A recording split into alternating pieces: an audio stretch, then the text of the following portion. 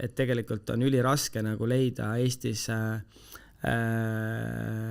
koostööprojektidele nii-öelda siis raha taha, sest et kõik mõtlevad, enamus mõtlevad, et me anname sulle mingid tooteid ja teeme nagu et et ma annan sulle 500 eurost, annan sulle dressid selga, et siis lähed mingi maailma kõige hullemale, suuremale sündmusele, on ju.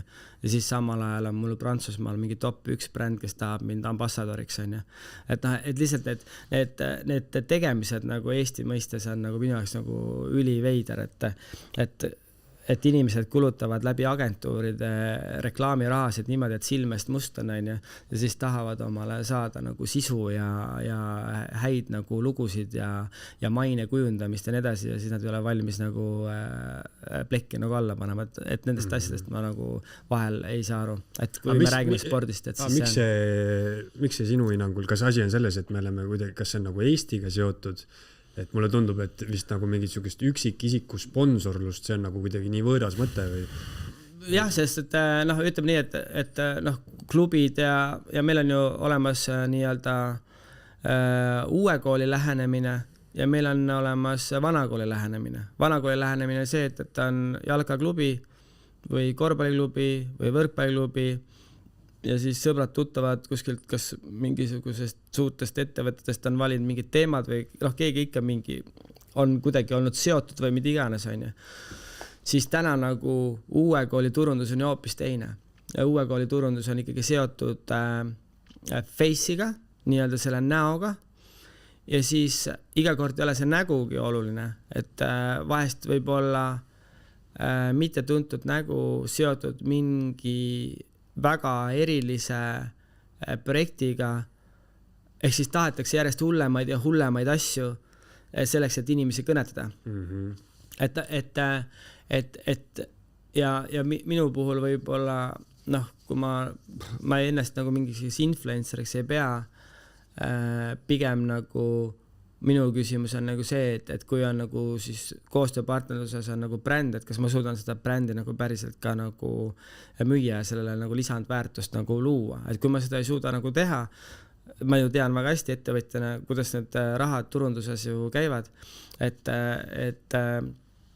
kui palju asjad nagu maksavad, et kui me võtame lihtsalt dokumentaalfilmi loomine, iga inimene saab aru, et 10,000+ ülesse on dokumentaali nagu loomine, et nüüd ongi küsimus, et kui palju nagu keegi saab nendest sisuloomest ja asjast nagu päriselt klikke ja kui palju on koostöös, et natukene nagu, et sponsorlus minu jaoks on see, et sa küsid sponsorlust ja ma annan sulle raha ja ütlen, et ära minu nime isegi maini mitte. See on nagu sponsorlus. Koostööpartnerlus on nagu reaalselt see, et on nagu käsi peseb kätte, on ju.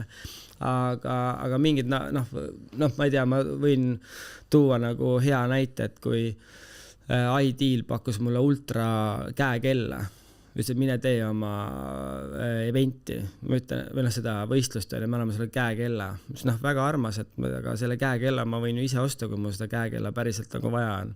Et see ongi nagu see, et vahepeal kohati ka turunduse poole pealt ei saata nagu mastaapidest nagu aru. Et selles mõttes, et kui sul on nagu võistluseelarve, ma ei kujutaks ette, kui palju siin meil, kes meil on siin Eestis, on siin ralli asjad ja kui neil on seal sadadest tuhandes, võtame Ott Kiivika või ükskõik keegi sportlane ja muu, et võtame eelarvet, mis on ettevalmistuse eelarve ja nii edasi.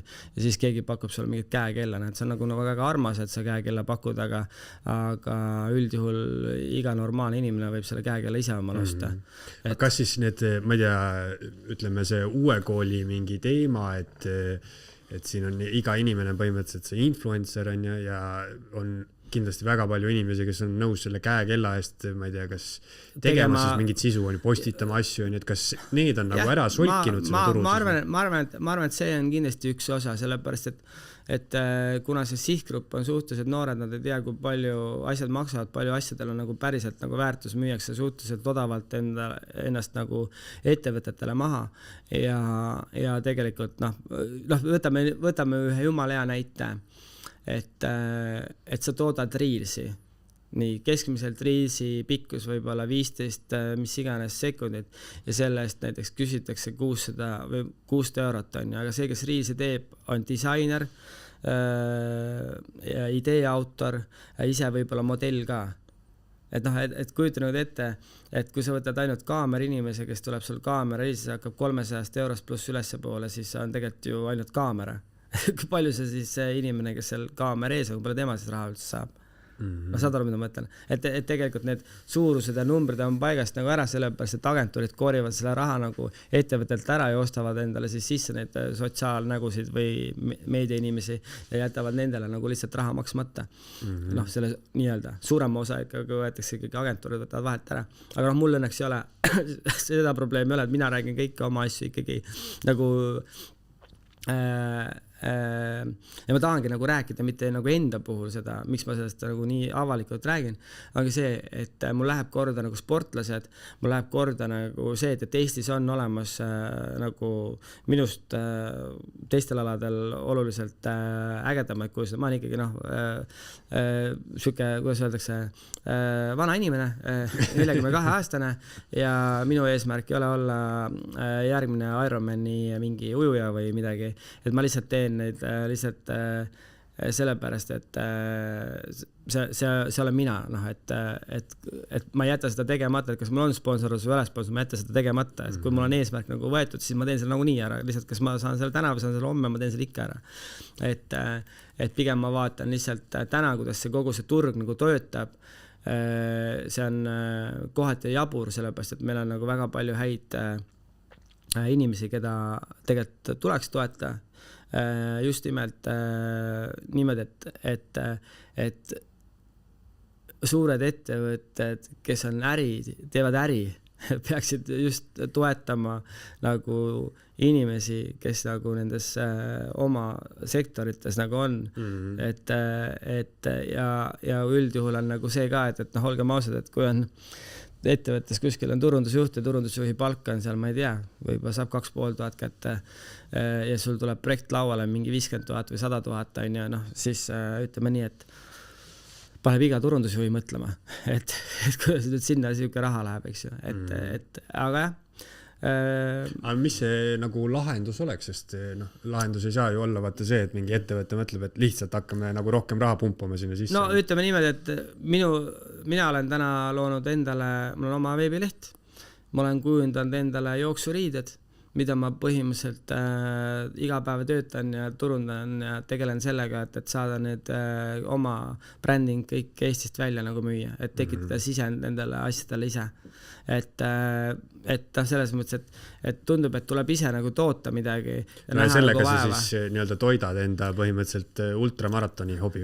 Jah, põhimõtteliselt, et saan nagu sealt oma mingi sisend ja tegelikult kõik mu nagu mingid koolitused ja mida, ütleme, ma teen neid inspiratsioonikoolitusi, mingeid asju, siis tegelikult kõik, kes mind kutsuvad nendele koolitustele või mu eratrennid või mida iganes, siis kõik need koolituse rahad lähevad kõik nagu sellesse fondi tagasi, et tekitada uus lugu või tekitada uus mingi inspiratsiooni asi, et nagu, et see tundub nagu veider nagu arusaam, et ma ei tee nagu neid asju ju selleks, et nüüd hullult ennast toita või et ega mulle väga nagu ei meeldi nagu pildis nagu olla, et mul on sellest hea meel, kui neid koostööpartneid üldse ei olegi vaheta vahel, sellepärast, et lihtsalt see kogu see meediamüra ja see asi nagu ma olen vist nii palju seda saanud, et ma nagu kohati tunnen, et mul ei ole vaja seda, et ma lihtsalt tahan oma asja teha, tahan joosta, tahan kultuuri toetada, kas siis tänavakultuuri, kas tantsu või oma räppimisega või mida iganes,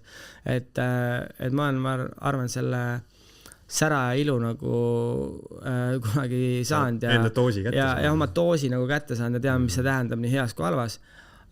Pigem nagu vaataks, et see lugu või mida ma teen annaks mingitele uutele tulijatele, noortele nagu julgust ja õiget aru saama, et ei ole mõtet ennast odavalt nagu maha lihtsalt müüa mingisugused suurematele Eesti mõistes, maailma mõistes väiksed, Eesti suhtes suured ettevõtted, et me räägime tegelikult täiesti olematutest toetustest ja nii edasi.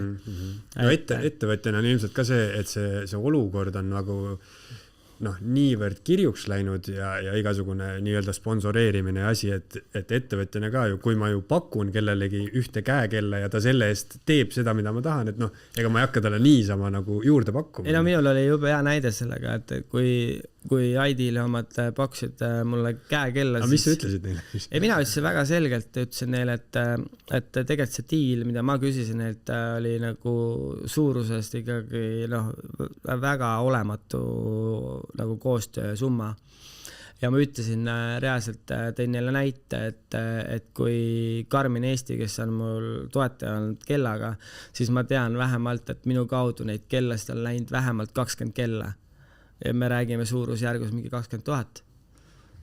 Et nüüd, kui ma võtan nagu selle kella, mille ma olengi ostnud omale, siis ta mul lihtsalt on ilu pärast ja ma spordile elu sees seda peale ei pane, sellepärast, et need andmed ei ole õiged.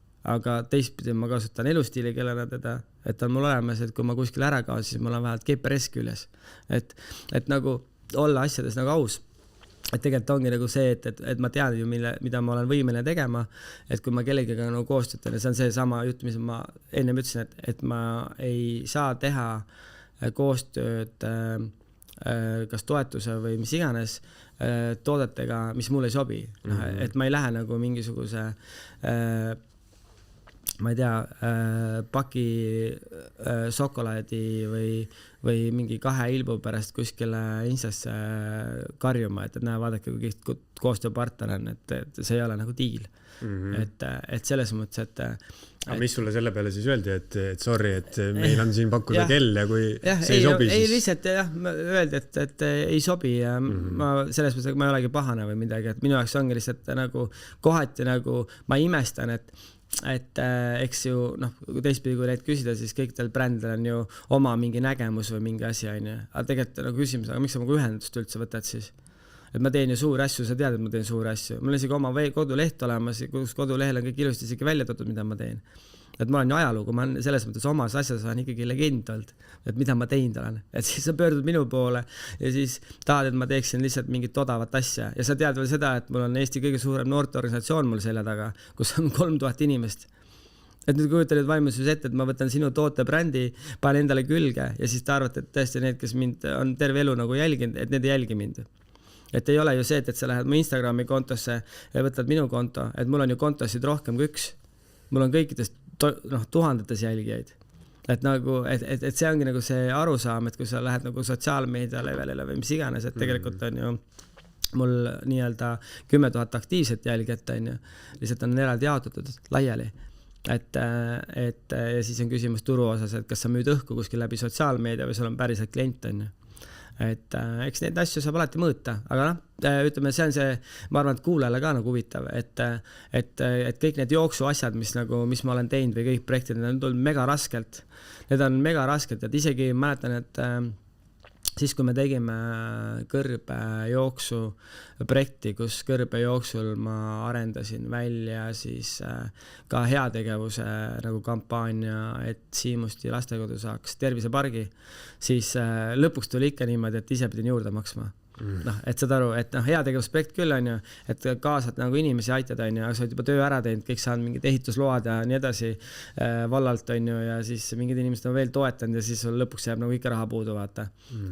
Siis põhjuselt vaadki oma raha paad siin alla ja... No siis on juba võimatu taganeda. Ja siis on võimatu taganeda on ju, pead tegema.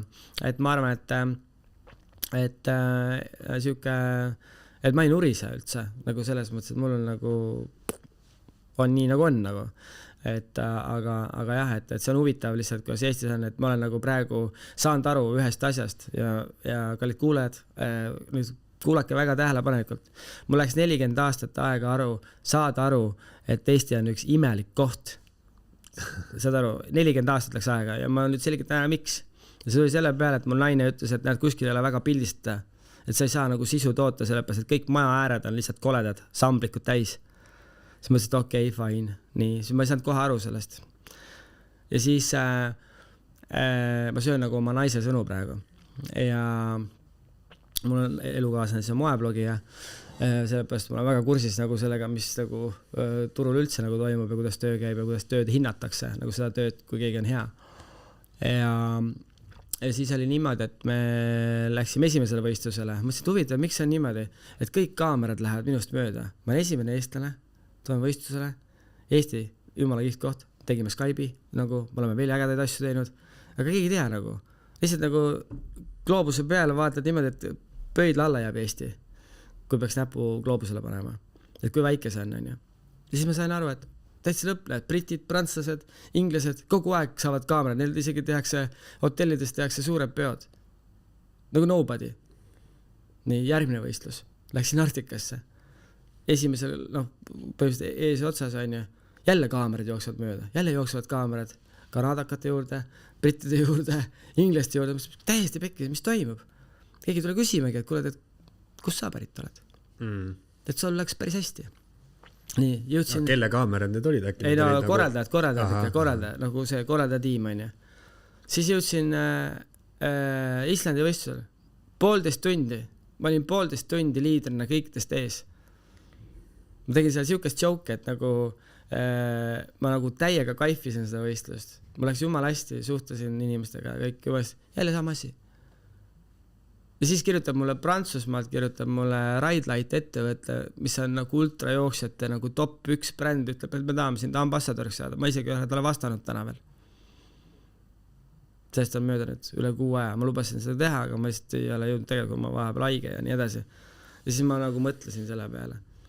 Äkki eestlasi ei koti lihtsalt? Ei, kuule nüüd, kus see jõuab, see jutt. No. Eesti on nii väike, et kui nad isegi turundada midagi tahaks, siis mis nad peaksid mingi Eestile kellegile midagi tegema, siin pole ju raha. Sul ei tule Eestist ju mingid sadu horde kohale võistlustele. Kui nad Prantsusmaal või ütleme siis tegid seda maratondes Saablast, siis Inglismaalt tuli 2 lennukiga, ordidega tuli inimesi kohale. Seal raha. Eesti esu.